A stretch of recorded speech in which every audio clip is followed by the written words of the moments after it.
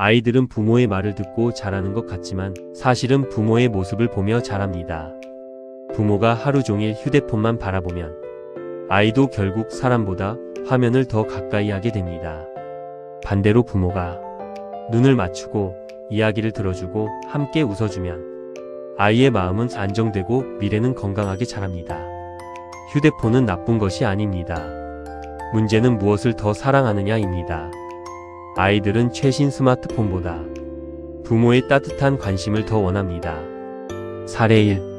아빠, 나도 예약해야 이야기할 수 있어?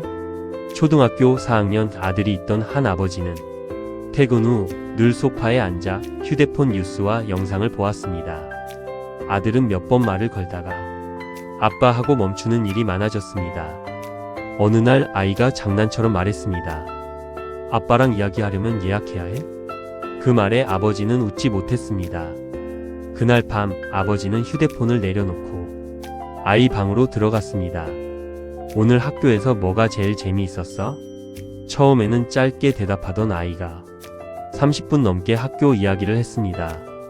며칠 뒤 아이는 학교 일기장에 이렇게 썼습니다. 요즘 아빠가 내 얼굴을 많이 봐줘서 좋다. 아이들은 비싼 선물보다 내 이야기를 들어주는 부모를 기억합니다. 사례 2. 엄마가 휴대폰을 끄자 아이의 성적보다 웃음이 돌아왔습니다. 한 어머니는 아이 공부 때문에 늘 불안했습니다. 교육 영상, 입시 정보, 부모 커뮤니티를 하루 종일 휴대폰으로 확인했습니다. 하지만 아이는 점점 말이 없어졌고 식사 시간에도 방으로 들어갔습니다. 어느 날 딸이 조용히 말했습니다. 엄마는 내 성적만 보고 내 마음은 안 보는 것 같아. 충격을 받은 어머니는 저녁 7시 이후 휴대폰을 끄기로 했습니다. 그리고 아이와 함께 산책을 시작했습니다. 처음엔 어색했지만 며칠 후 딸이 학교 고민을 털어놓기 시작했습니다. 몇 달 뒤 변화된 것은 성적보다 먼저 아이의 표정이었습니다. 웃음이 돌아온 것입니다. 아이의 미래는 정보보다 관계 속에서 자랍니다. 사례 3. 휴대폰 없는 30분이 우리 가족을 바꿨습니다. 한 가족은 같은 집에 살면서도 각자 휴대폰만 보고 있었습니다. 아버지는 뉴스, 어머니는 쇼핑, 아들은 게임, 딸은 SNS. 그러던 어느 날 어머니가 작은 제안을 했습니다. 저녁 식사 후 30분만 휴대폰 없이 이야기해보자. 처음엔 모두 불편해했습니다. 하지만 둘째 날엔 웃음이 생겼고 일주일 뒤에는 가족들이 그 시간을 기다리게 되었습니다. 아버지는 이렇게 말했습니다. 우리는 한 집에 살았지만 서로의 마음에는 들어가지 못했구나.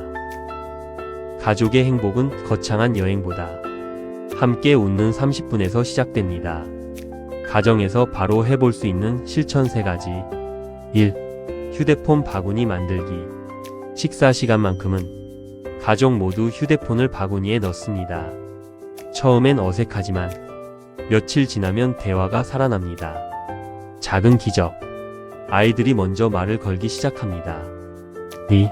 잠들기 전 10분 눈 맞춤 시간. 부모가 아이 침대 옆에 앉아 오늘 있었던 일을 들어주는 시간입니다. 조언보다 중요한 것은 들어주는 마음입니다. 한 아이가 말했습니다. 엄마가 내 얼굴 보면서 웃어줄 때 제일 행복해. 3. 가족 단톡방 감사 한 줄. 하루에 한 번 가족에게 감사 메시지를 남기는 것입니다.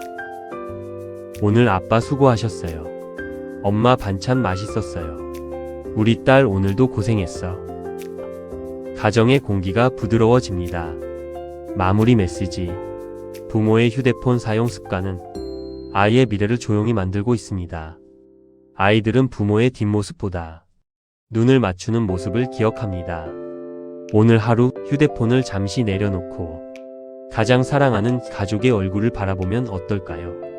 어쩌면 그 10분이 우리 아이의 미래를 바꿀지도 모릅니다. 그리고 여러분이 구독과 좋아요는 따뜻한 가정을 만드는 데 큰 힘이 됩니다. 감사합니다.